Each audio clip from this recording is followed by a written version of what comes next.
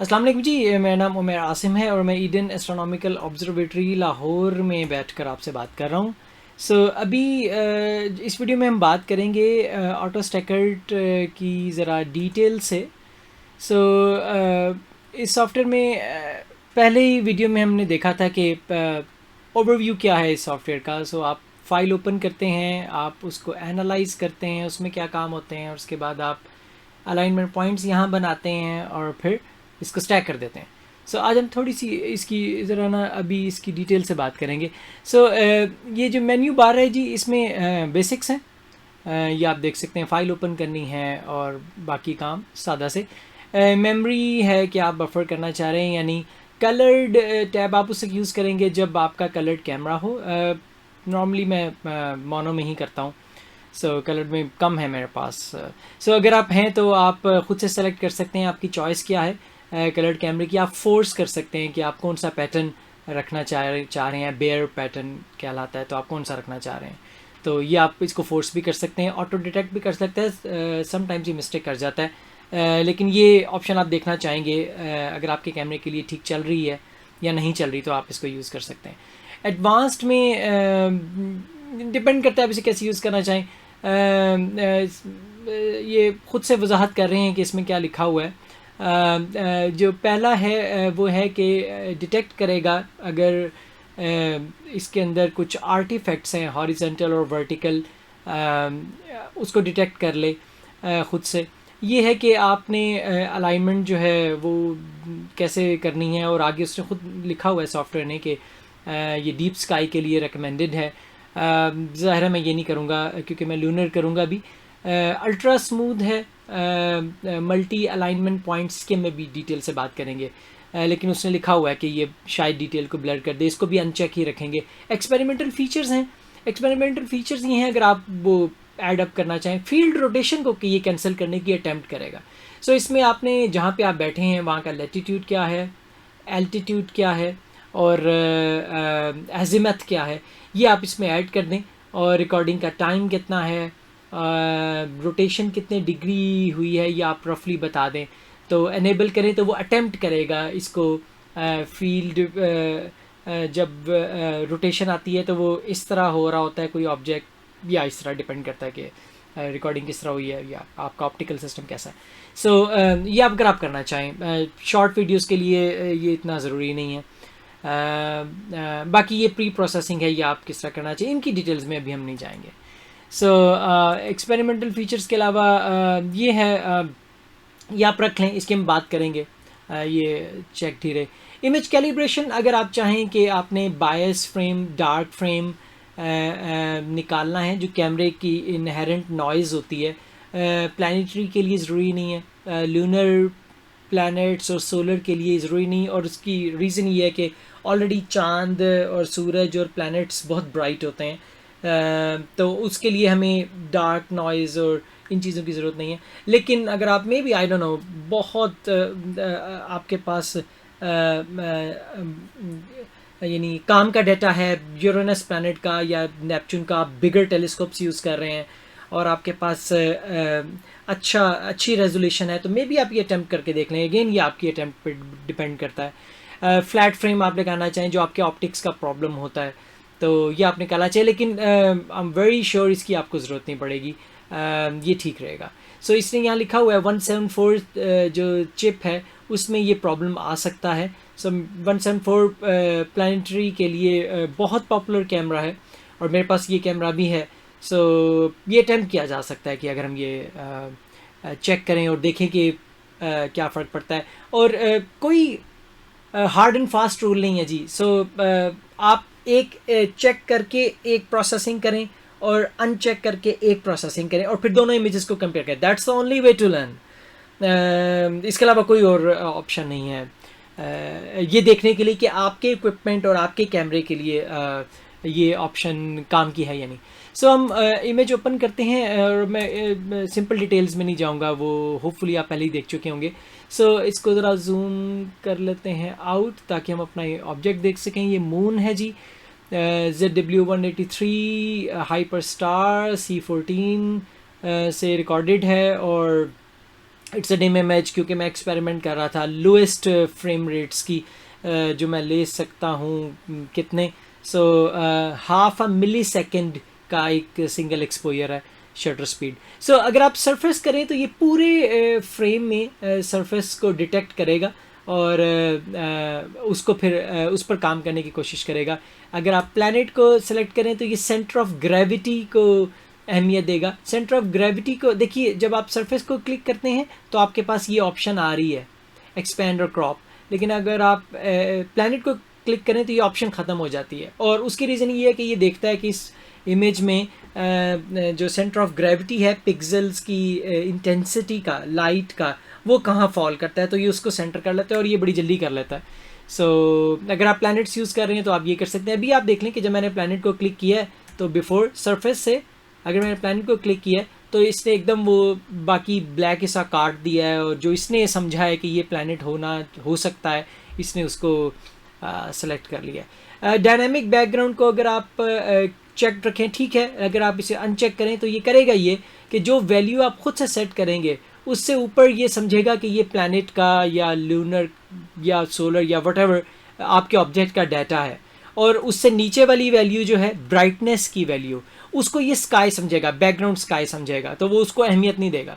सो एक तरीका ये है कि आप चेक कर सकते हैं कि आपके ऑब्जेक्ट में जो सबसे डिम एरिया है, सबसे मध्यम एरिया है, उसमें पिक्सेल्स की वैल्यू क्या है, अगर आप एक्सपेरिमेंट इसके साथ करना चाहते हैं, और उसकी वैल्यू इसमें पुट इन कर दें आप अपनी मर्ज़ी से। ये 0 से 255 तक है, तो ये उस वैल्यू को फिर अपनी प्रोसेसिंग में ले आएगा। लेकिन अगर आप डायनामिक बैकग्राउंड रखना चाहते हैं तो ये रख लें और ये इसको ठीक ही चला लेता है। नेक्स्ट जो बॉक्स है हमारे पास वो है एज और ग्रेडियंट। सो एज को अगर आप देखें तो एज नॉर्मली उन प्लैनेट्स के लिए होता है जैसे वीनस है, मर्करी है, मार्स है जैसे। सो अगर आपने टेलीस्कोप से उनको देखा हुआ है और आपके पास उसकी वीडियोस हैं तो आपने देखा होगा कि उनका एक एज बहुत शार्प होता है, वो वाली साइड जो सूरज की तरफ हो बहुत शार्प एज नज़र आ रहा होता है। स्पेशली वीनस में लोगों का एक्सपीरियंस सबसे ज़्यादा होगा क्योंकि वीनस हमारे करीब है और काइंड ऑफ ईजिली नज़र आ जाता है, तो छोटी टेलीस्कोप से भी आप ये देख सकते हैं। सो अगर आप एज सेलेक्ट करें तो आपने इमेज में देखना है कि कौन सी डायरेक्शन है इसके लिम्ब की, इसके कॉर्नर की, इसके एज की जो ज़्यादा शार्प है। सो अगर आपको ये वाली साइड वीनस की ज़्यादा शार्प नज़र आ रही है और ऊपर और नीचे वाला जो पोल्स हैं वो शार्प नज़र नहीं आ रहे, आप इसे अनचेक कर सकते हैं। अगर आपको ये साइड नज़र आ रही है तो आप उसको कर सकते हैं। ये आपके इमेज पर डिपेंड करता है कि आप कौन सी सेलेक्ट करना चाहें। और ऑटो स्टैकर फिर करेगा ये कि फिर उसी एज को अहमियत देगा स्टैक करने में, अलाइन करने में, इमेज को स्टेबल करने में उसको अहमियत देगा। सो ये आप उस वक्त कर सकते हैं। मैं ये एक्सपेरिमेंट कर सकता हूँ क्योंकि मेरे इस मून में भी ज़ाहिर आप देख रहे हैं कि लेफ़्ट साइड वाला जो इमेज है वो ऑब्वियसली टर्मिनेटर लाइन जो है वो उस तरह शार्प नहीं है, तो मैं ये राइट साइड वाला करूँ और and why not try it.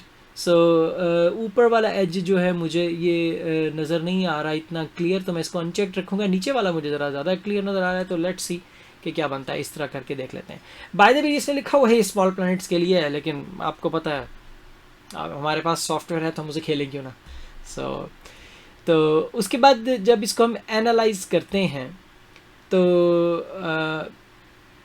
नहीं, एक स्टेप मैंने भी नहीं किया, वो मुझे कर लेना चाहिए। सो एंकर मैंने करना है इसे, और चूँकि मैंने प्लैनेट की सेटिंग यहाँ से चूज़ कर ली थी इसलिए वो एंकर करने की मुझे ज़रूरत नहीं पड़ी। उसने सेंटर ऑफ ग्रेविटी इस इमेज का लेना है और वो उसके मुताबिक लेगा जहाँ आप ये डॉट देख रहे हैं। सो लेट्स, ठीक है, बिल्कुल ठीक है, इसी के हिसाब से चलते हैं।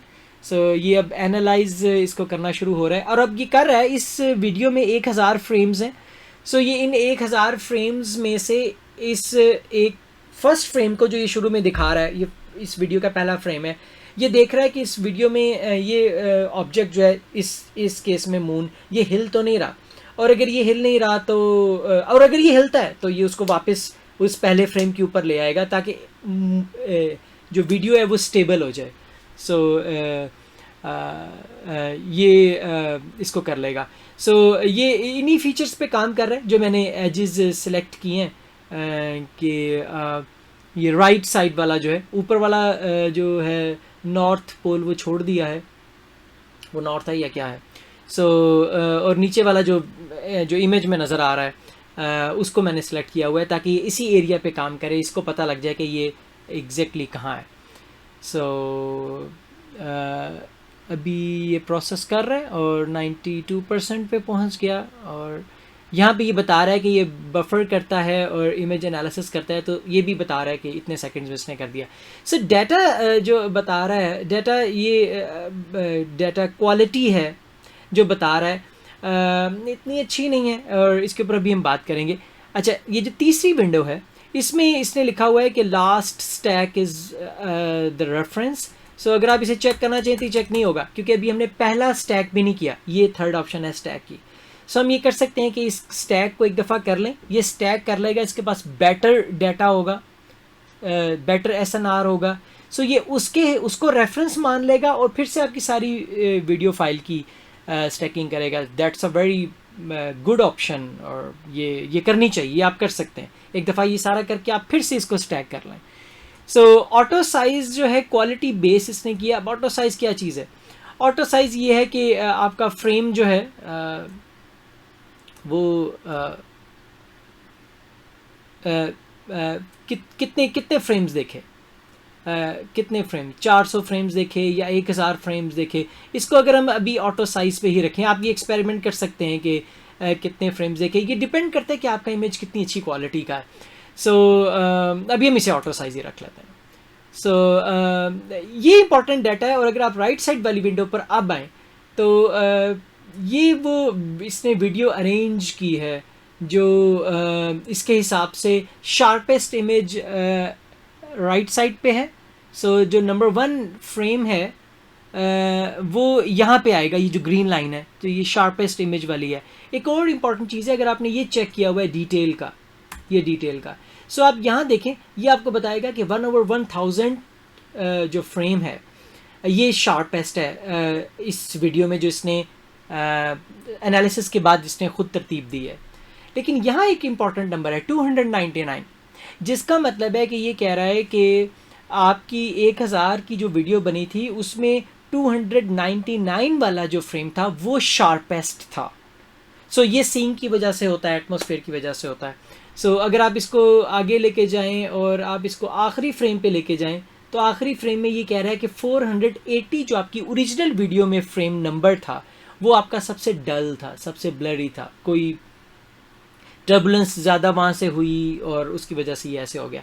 सो यस ये बहुत इंपॉर्टेंट स्लाइडर है, और इस स्लाइडर को देखकर आप बड़ी अच्छी इन्फॉर्मेशन ले सकते हैं अपनी वीडियो के बारे में। एक और चीज़ इंपॉर्टेंट है, इसमें जो ये ग्रे लाइन है, ये ग्रे लाइन आपकी ओरिजिनल वीडियो का डाटा है। सो इसमें आप देखें कभी किसी पॉइंट के ऊपर वो ज़्यादा शार्प हो जाता है, ये देखिए ये एक शार्प हुआ, और आई एम गेसिंग कि प्रॉब्ली ये 289 हो, आई डोंट नो, या उसके करीब है, 1893 है, तो 299 था वो शार्पेस्ट जो बता रहा था। नहीं, चूँकि अब ये वीडियो को अपने हिसाब से तरतीब दे चुका है, ये ओरिजिनल वीडियो नहीं है।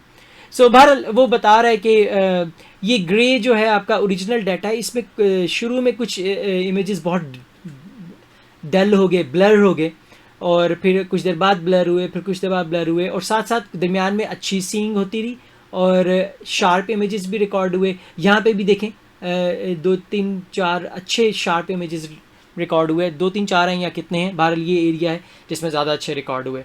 सो आप एनालिसिस कर सकते हैं कि आपकी ओरिजिनल सीइंग कैसी थी। और ये जो ग्रीन लाइन है ये आपको इसने डिटेल से बताया है कि जो मैंने समझा है शार्पेस्ट इमेज राइट साइड वाला वो कौन सा है। और आखिरी ये रेड डॉट जो है ये प्रॉबेबली उस वक्त होता है जब एक फ्रेम एक से ज़्यादा दफ़ा रिकॉर्ड हो जाए, तो ये उनको डिस्कार्ड कर देता है। तो ठीक है, वो क्योंकि वो हमारे स्टैकिंग में किसी काम के नहीं होता है। सो आप ये नहीं कर सकते कि आप एक ही फ्रेम को बार बार स्टैक करते जाएं। उसकी रीज़न ये होती है कि उसमें नॉइज़ भी उतना है, उसमें सिग्नल भी उतना है, तो आप जितनी दफ़ा भी उसको स्टैक करेंगे तो वो एक ही नंबर आएगा उसकी SNR का, तो दैट डजंट वर्क, उसका कोई फ़ायदा नहीं होता। तो इसे में डिफरेंट फ्रेम लाजमी चाहिए। This is how stacking works. इसके बाद अगर आप इस तीसरे सेक्शन के ऊपर आ जाएं, इस लेफ्ट विंडो में, ऑटोस्टैकर ने एक बड़ा अच्छा काम किया। और जो इसका राइटर है एमएल, उसने बड़ा अच्छा सोचा। उसने सोचा कि बजाय इसके कि आप एक दफ़ा 400 फ्रेम फ़र्ज़ कीजिए, ये ऊपर वाली विंडो जो है नंबर ऑफ़ फ्रेम्स की है, आप अपनी मर्ज़ी से कर सकते हैं, मुझे 100 फ्रेम स्टैक चाहिए या कितने। इसने ये किया कि बजाय इसके आप सारी वीडियो चलाएं, अलाइनमेंट पॉइंट्स बनाएं, स्टैक करें, फिर से आपके नहीं 500 वाली कैसी लगेगी, 1000 स्टैकिंग वाली कैसी लगेगी, 50 वाली कैसी लगेगी। तो इसने किया ये कि इसने आपको ऑप्शंस दे दी। आप एक ही दफ़ा में 500, मैं इसे कहता हूँ कि ओके 200 फ्रेम्स की भी मुझे स्टैकिंग कर दो, मैं इसे कहता हूँ मुझे 500 फ्रेम्स की भी स्टैकिंग कर दो, और फिर मैं इसे कहता हूँ मुझे 1000 फ्रेम्स की भी स्टैकिंग कर दो। ठीक है, तो आप इसी तरह परसेंटेज भी बना सकते हैं। सो परसेंटेज में आप 5% कर सकते हैं, आप 10%। परसेंटेज में वो खुद कैलकुलेट कर लेगा कितने फ्रेम्स होने चाहिए। मैं फ़िलहाल परसेंटेज नहीं रख रहा, मैं फ्रेम्स के नंबर्स ही रख रहा हूँ। अच्छा, अब सबसे अहम सवाल कि कितने फ्रेम स्टैक मैं करूँ, इसके ऊपर हर एक हर तरह की दलील दे सकता है और सारी बातें वैलिड लग रही होती हैं। मेरी ज़ाती राय में आपको स्टैक किस तरह करना चाहिए, ये एक्चुअली इसका कोई एक आंसर होना भी नहीं चाहिए। इसलिए नहीं होना चाहिए क्योंकि हर वीडियो फाइल, हर डाटा फाइल पे डिपेंड करता है कि मैं ऑल स्काई कैमरा अभी अपना देख रहा हूँ, मैं ऑब्जर्वेटरी में चूँकि बैठा हूँ, तो मैंने देखा है बादल बहुत ज़्यादा आ रहे हैं और मैं चाहूँगा जल्दी वीडियो बना लूँ इससे पहले कि रेन शुरू हो, तो यहाँ बहुत नॉइज़ हो जाएगा, और थंडरस्टॉर्म तो बहुत नॉइज़ हो जाएगा। So not a good place to record, लेकिन this is the best place जो मुझे अच्छी लगती है, तो मैं इसलिए इधर ही बैठ के रिकॉर्डिंग करूँगा। सो जो मैं बात कर रहा था कि आपका डाटा कितना डिम है। जितना डिम आपका डाटा है, जैसे ये इस मून में लाइट बहुत कम रिकॉर्ड हुई है क्योंकि 0.5 मिलीसेकंड का एक्सपोजर है सिर्फ। एक सिंगल फ्रेम का, और इस तरह की 1000 फ्रेम्स हैं। ये डिपेंड करता है कि अगर आपका डिम बहुत ज़्यादा ऑब्जेक्ट है तो इसका मतलब उसमें नॉइज़ ज़्यादा होगा, डाटा कम है, सिग्नल कम है, तो आप ज़्यादा फ्रेम स्टैक करें। दैट मेक्स सेंस कि ज़्यादा फ्रेम्स होंगे तो वो SNR ज़्यादा इंप्रूव कर सकता है। और अगर आपका ऑब्जेक्ट बहुत ब्राइट है, जैसे सूरज है, चांद भी बहुत ब्राइट है, ये चूँकि मैंने एक्सपोजर बहुत छोटा रखा हुआ था, तो अगर आप के पास ब्राइट डाटा है तो फिर आप number of frames come stack कर सकते हैं। लोग ये करते हैं कि यार इस स्टैकिंग में टाइम ज़्यादा लगता है। मेरे हिसाब से टाइम की परवाह ना करें, आप कंप्यूटर को काम पे लगा के आप चले जाएं, चाय शाय पिएँ, नेटफ्लिक्स देखें, वापस आ जाएं, लेकिन टाइम दें। आपका फाइनल इमेज अच्छा आता है, जिस भी तरीके से वो तरीका इस्तेमाल करना चाहिए। नॉर्मलाइज स्टैक रिकमेंडेड है कि आप ज़्यादा यूज़ किया करें। ये आपकी लाइट को अगर कम या ज़्यादा हो रहा है तो उसको नॉर्मल कर देगा। मे बी आप इसे 75% रखें, जो इसने नंबर दिया हुआ 80% कर दें। अगेन एक्सपेरिमेंट करें। अगर आपके फ्रेम में किसी पिक्सल की वैल्यू बहुत ज़्यादा है, सीइंग की वजह से, सीइंग अच्छी हुई है तो ज़ाहिर है नॉइज़ लाइट ज़्यादा आएगी, तो इमेज पिक्सल ब्राइट हो जाएगा। और अगर सीइंग डिस्टॉर्टेड है तो लाइट चूँकि बिखर जाएगी, इसलिए वो पिक्सल जो है वो डिम हो जाएगा। ये उसको हैंडल करता है। शार्पेंड, एक अगर आप क्लिक करें, शार्पेंड बेसिकली एक आपका जो ओरिजिनल है अनशार्प्ड, उसको ये स्टैक करेगा और साथ उसकी एक शार्पेंड इमेज भी दे देगा। आप ये कर सकते हैं कि रजिस्टेक्स में जाके आप शार्पनिंग निकाल सकते हैं, लेकिन उस शार्पेंड इमेज से एक दफ़ा आपको ये पता लग जाएगा कि ये जो इसने 4 किए हैं, 100, 200, 500, 1000, किसकी शार्पनिंग ज़्यादा अच्छी है, थोड़ी सी शार्पनिंग करता है। और आप ये अगेन शार्पनिंग को चेंज भी कर सकते हैं, परसेंटेज उसकी ब्लेंड कर दे, ये 25%। ये अगेन आपके इक्विपमेंट पे, आपके कैमरे पे डिपेंड करता है कि डाटा आपके पास कैसा है, तो आपके साथ क्या वर्क करता है। एक आध दफ़ा आप एक्सपेरिमेंट करेंगे तो आपको पता लग जाएगा कैसे यूज़ करना है। That's a good option sharpened की। अगर भी इसे 50% रख दूँ टू स्टार्ट विद, उसके बाद आप इसे फोल्डर्स बता सकते हैं किस फोल्डर में सेव करो। नॉर्मली करता ये है कि जिस फोल्डर में आपकी मूवी पड़ी है, वीडियो पड़ी है, AVI पड़ी है, या कोई और जो ये यूज़ करता है, तो ये उसी में एक फ़ोल्डर बना देगा, उसी में अपने स्टैक्ड इमेजेस रख देगा। लेकिन आप इसको चॉइस भी दे सकते हैं कि यहाँ रखो, और प्रीफिक्स भी उसका रखना है फाइल नेम के साथ, तो वो भी रख लो। और simple file name for raw, ये भी आप कर सकते हैं। मोर फाइल ऑप्शंस भी हैं कि अगर आपने ये काम कर लिया तो फिर ये रजिस्ट्रेक्स में ओपन हो जाए। आई नेवर यूज़ इट, मतलब इतने हम सुस्त नहीं है। बहरहाल एक ऑप्शन है।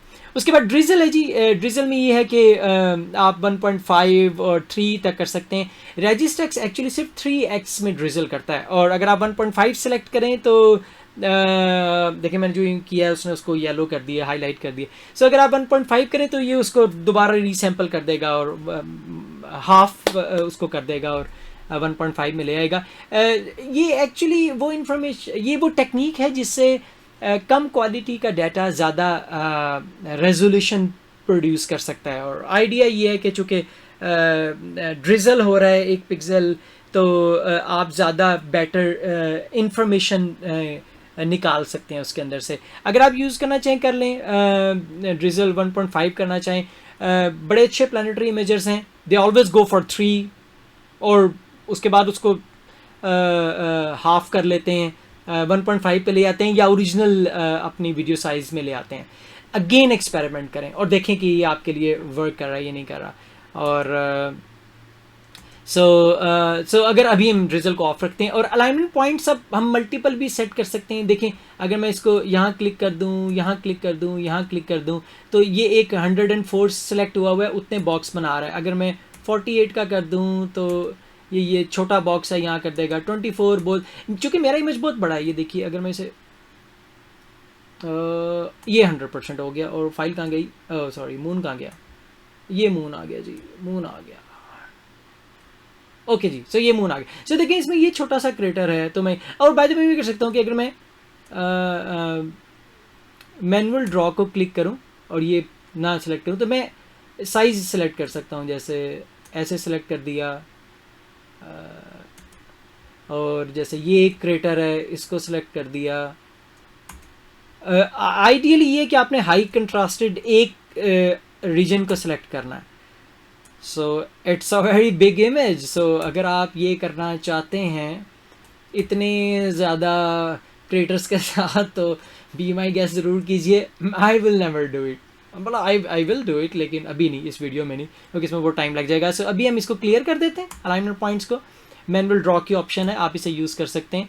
एक और तरीका भी आप ये कर सकते हैं कि इसको मैं वापस ले जाता हूँ जहाँ हमें पूरा नज़र आए। ओके 30% नहीं, 20% पूरा नज़र आ रहा है। सो एक और हम कर सकते हैं कि इसको 200 की सेटिंग देकर, और यहाँ से हम ब्राइटनेस बढ़ा लेते हैं ताकि ये ज़रा आराम से इसको नज़र आ जाए।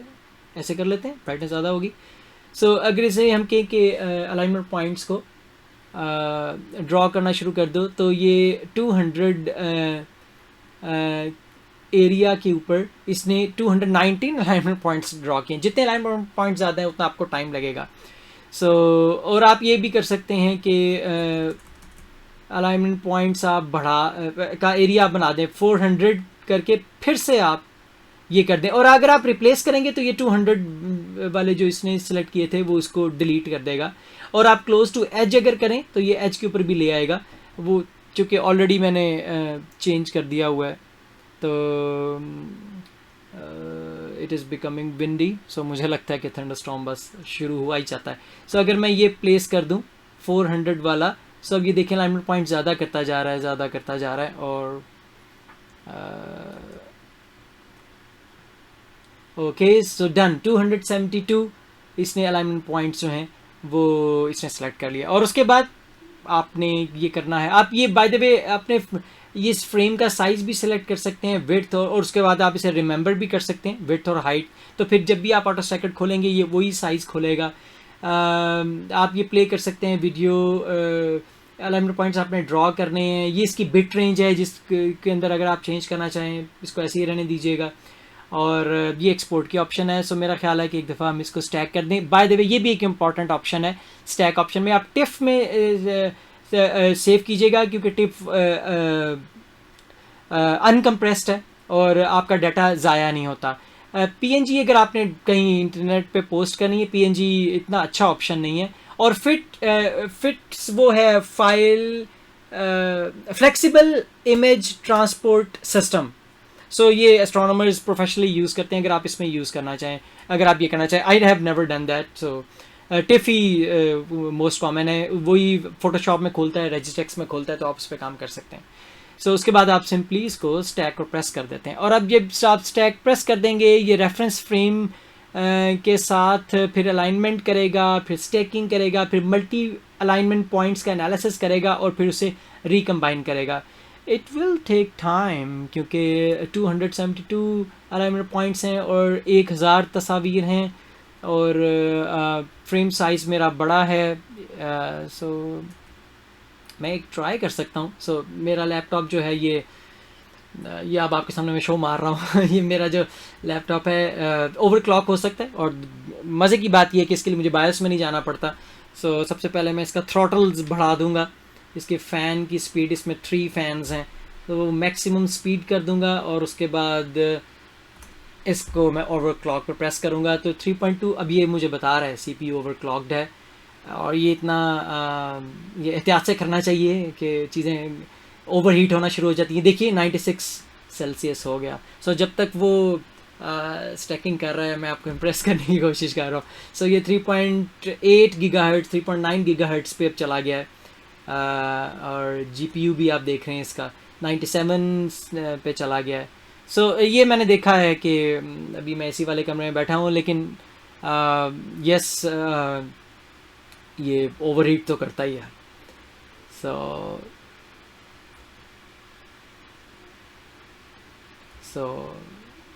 चलो चलने देते हैं इसे. अगर मेरा CPU उड़ जाता है तो आपकी जिम्मेदारी होगी. सो ये ऑटो सिक्योरिटी ऑप्शंस हैं जिनके ऊपर आप काम कीजिए. मैं ये कोशिश करूँगा कि कुछ वीडियो फाइल्स ऑनलाइन रख दूँ ईडन ऑब्जर्वेटरी के वेबसाइट पे, लाहौर एस्ट्रोनॉमिकल ऑब्जर्वेटरी के वेबसाइट पे. आप उनके ऊपर काम करें, डाउनलोड करें, उन पे काम करें. फेसबुक के ग्रुप में शेयर करें जो हमारा लाहौर एस्ट्रोनॉमी का ग्रुप है, लाहौर एस्ट्रोनॉमिकल सोसाइटी का ग्रुप है लाहौर एस्ट्रोनॉमी के नाम से फेसबुक का. आप में से अक्सर लोग उधर ही होंगे. सो आप अपने इमेजेस पोस्ट कीजिए और उन इमेजेस को फिर हम उसके ऊपर बात कर सकते हैं. और आप मुझे सजेशन दे सकते हैं प्लीज़. हरफ आखिर ना बिल्कुल समझिएगा. हर एक का ऑटोस्टैकर, रजिस्ट्रेक्स जैसे सॉफ्टवेयर यूज़ करने का अपना तरीका आ रहा है. जस्ट लाइक फोटोशॉप में एक बंदा एक इमेज को मैनिपुलेट कैसे करे, हर एक का अपना तरीका होता है. किस तरह लेयर्स बनानी है, किस तरह की लेयर्स बनानी भी हैं या नहीं बनानी. सो तो इसको आप ख़ुद से एक्सपेरिमेंट करें. और मैं आपको एक बात यकीन से कह रहा हूँ कि इक्विपमेंट टू इक्विपमेंट, कैमरे टू कैमरे आपकी ये सेटिंग्स चेंज होती हैं. सो ये ज़रूर एक्सपेरिमेंट कीजिएगा. मेरा ख्याल है कि इट विल टेक टाइम. अभी 51% हुआ है. सो मेरे ख्याल में मुझे वीडियो रोक देनी चाहिए और जब ये प्रोसेस हो जाएगा तो फिर मैं आपसे बात करता हूँ. ओके जी. सो इसने प्रोसेसिंग कंप्लीट कर ली और ये जो मैंने ओवरक्लॉक किया हुआ था इसका टाइम ख़त्म हुआ. फैंस जो हैं उनको भी मैं नॉर्मल कर देता हूँ. ओके. सो अब आप ये देखिए कि इसने ये सारे काम कर ली और इसने ये सेकंड्स बताए. टोटल 272 अलाइनमेंट पॉइंट्स थे जिसमें कुछ छोटे थे कुछ बड़े थे. वाई छोटे आपने इसलिए सिलेक्ट करने होते हैं कि जो सीइंग है वो बड़े छोटे थोड़े एरिया पे हो रही होती है. तो अगर आपने छोटे अलाइनमेंट पॉइंट सेलेक्ट किए हैं, मुझे बाय द वे इससे भी ज़्यादा छोटे करने चाहिए थे जो मैंने 200 किए हैं. सो अभी इस वीडियो के लिए बनाए इसमें बहुत टाइम लेना था. सो अगर वो छोटा सा हिस्सा आप सेलेक्ट करते हैं और उस छोटे से हिस्से को वो अलाइन कर देता है सारे ये वीडियो के इंडिविजुअल फ्रेम्स में से, और अगर वो मिस अलाइन कर देता है, सपोज सीइंग इतनी ख़राब हुई है कि वो हिस्सा गुम ही गया है और वो साथ वाला एक छोटा क्रेटर जो है वो बिल्कुल ब्लर हो गया और साथ वाला जो क्रेटर है वो कहीं ब्लर हो के इधर आ गया है, तो वो स्टैकिंग करता हुआ उसको पकड़ लेगा और उसको जोड़ना शुरू कर देगा. सो उसके लिए अगर आपने उससे ऊपर एक बड़ा बॉक्स लगाया हुआ है अलाइनमेंट का, तो वो करेगा ये कि उसमें वो नोट कर लेगा कि ब्लर ज़्यादा कहाँ हुआ है और वो ज़रा ज़्यादा उसकी हेल्प कर देगा. मेरे हिसाब से इस तरह चलता है. I don't know exactly algorithm क्या है, लेकिन मेरे ख्याल में इस तरह चलता है. तो ये हमेशा मल्टी अलाइनमेंट पॉइंट्स ही होने चाहिए. ये प्लीज़ मेरी ये इस्तदा है कि ये हमेशा मल्टी अलाइनमेंट पॉइंट्स पे ही बेस्ट आपको रिजल्ट्स देता है.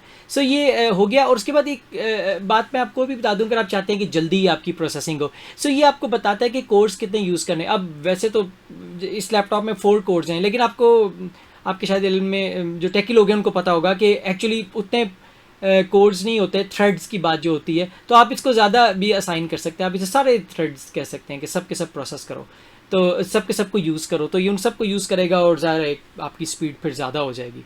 तो आप ये भी अटैम्प्ट कर सकते हैं कि आप किस तरह चाह रहे हैं.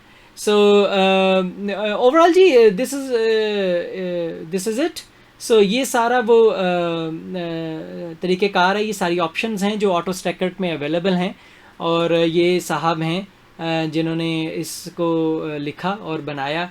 यस इसमें ऑप्शंस हैं, लेकिन it is a very simple software. Graphical है, आप किसी भी टैब पे ले जाएं तो वो लिखा हुआ कुछ ना कुछ आ जाता है जो आपको बता रहा होता है कि इसको यूज़ कैसे करना है. और यूट्यूब पे आप जितनी वीडियोस देखें, ट्यूटोरियल जितने मर्जी देखें, आप पीडीएफ्स इसकी जितनी पढ़ें, वेबसाइट जितनी पढ़ें, सबसे बेस्ट एडवाइस ये एक्सपेरिमेंट करें. मल्टीपल ऑप्शंस के साथ एक्सपेरिमेंट करें. किसी का वर्ड भी इंक्लूडिंग माइन हरफ आखिर नहीं है. सो आप ये कीजिए और अपने इमेजेस पोस्ट करें और गुड लक. आप बेस्ट प्रोसेसिंग कर सकें. तो स्टैकिंग बड़ी इंपॉर्टेंट चीज़ होती है. और एक दफ़ा हम देख लेते हैं इस फोल्डर में जहाँ वीडियो थी, ये वीडियो इसमें पड़ी. तो आप ये देखिए, इसने ढेर सारे इमेजेस, क्योंकि हमने इसको कहा था कि स्टैकिंग बार बार करो, तो इसने ये और फिर ये इसके अंदर लिख देता है कि ये 1000 फ्रेम्स की हैं. और हमने चूँकि शार्पन्ड सेलेक्ट किया हुआ था, तो इसने 1000 फ्रेम के साथ एक अलग इमेज भी रखा है. ये उसकी डिटेल्स भी हैं. 500 फ्रेम्स वाले भी 2 होंगे, 200 वाले भी 2 हैं, 100 वाले भी 2 हैं.